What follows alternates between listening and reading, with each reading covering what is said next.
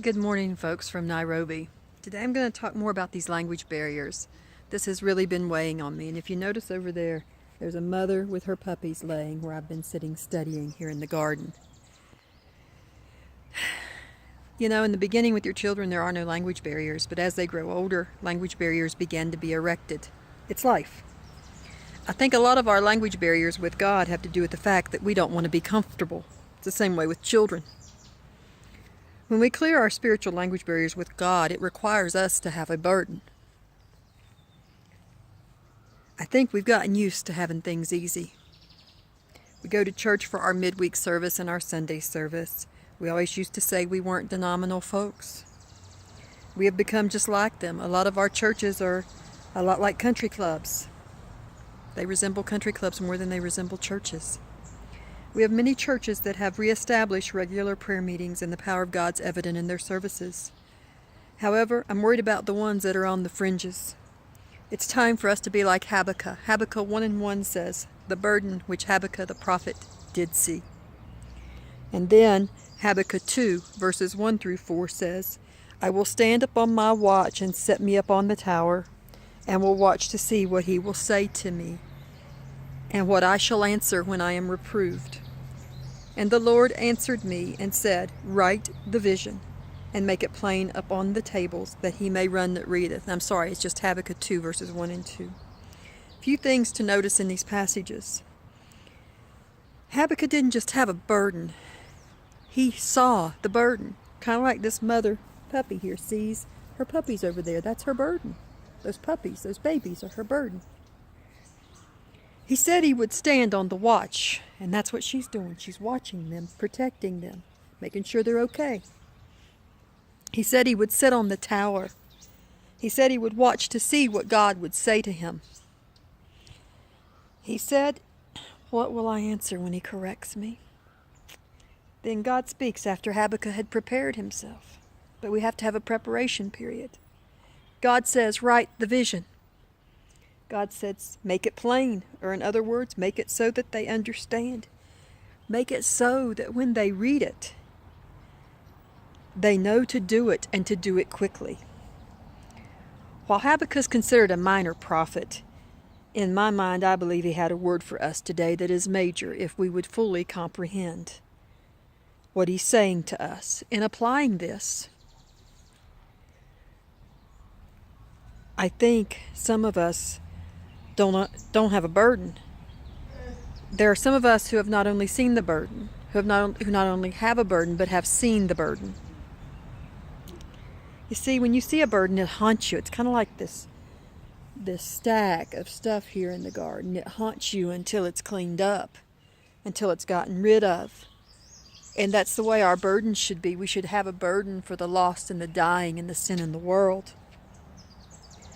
You see, the burden won't let you go. It keeps bothering you in the night. It changes you. I've been changed by my burdens. I do things now I never dream of doing. Habakkuk was changed because of the burden he saw. I believe that's why he said in chapter 2, "I'm going to stand on my watch. I'm going to be sit on the tower." No, it's not required, but I'm going to do it. We need some saints and some ministers and leaders of churches to get this serious about the burden for their state, their city, and their country. I'm going to watch what God will say to me. I know he's going to correct me. I wonder how I will answer when he does. I'm going into Habakkuk's mind here for a moment. In my mind, I know what I'd be thinking. If I knew God was going to correct me and question me, I would know that excuses would not work at a time like this. There are no excuses for not doing the will of God. There would be no excuse we could give him for not praying or not reaching for every soul with all that is within us. Spiritual language barriers are our biggest challenge today. Why? Most of us simply don't have a burden. We couldn't see a burden if God plopped it in front of us.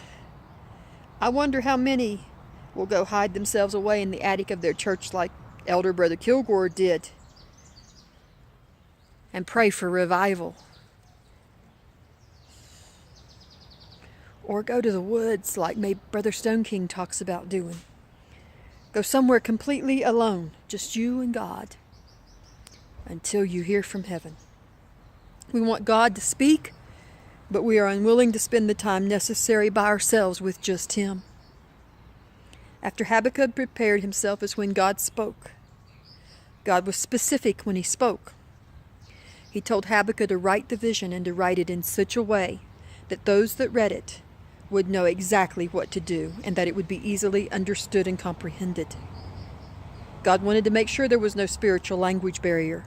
He wanted to make sure that the ones reading it would have no doubt how to fulfill it and exactly what it meant. God doesn't want spiritual language barriers between us and Him. He longs for us to prepare ourselves to hear from Him. How do we prepare ourselves? Well, through prayer and Bible reading, with submission to our leaders and to God. I truly want to love like Jesus loved. I want to give until there's just no more to give. That's a foreign concept to us today. It's a foreign concept to those of us who have not surrendered completely to God. We say we have all these responsibilities we have to take care of. Okay. Take care of them. I'm going to take care of God's things. You see, those words make no sense to you guys because they go against everything we've all been taught by society. It's time for us to tear down our spiritual language barriers once and for all so that we can walk in the garden with God. That garden can be your bedroom closet. That garden, it can be anywhere that you might happen to be. It can be in the church. It can be in your bedroom. But you need to walk alone with God to see the beauty of the things that God has. It's time for us to recognize beauty no matter where we are, no matter what we're doing. Whether we're in the jungle or whether we're in a nice, taken care of garden. Or whether we're on the mountains of West Virginia or we're in a forest or we're in a slum somewhere. It's time for us to understand and not just have a burden, but see the burden. See the burden so that it haunts us. Tear down those spiritual language barriers. Let God be in control of you and your life. There'll never be any doubt of what's going on and of what God wants you to do. It's time for us to obey God and to be what He wants us to be, where He wants us to be, how He wants us to be, comprehending everything He tells us because we have torn down those spiritual language barriers. May God bless you all. Have a blessed day. It is May the 28th, 2016. I'm in Nairobi, Kenya at the Emmaus Center. I fly home in a little more than 2 days. I start the journey. God bless you all.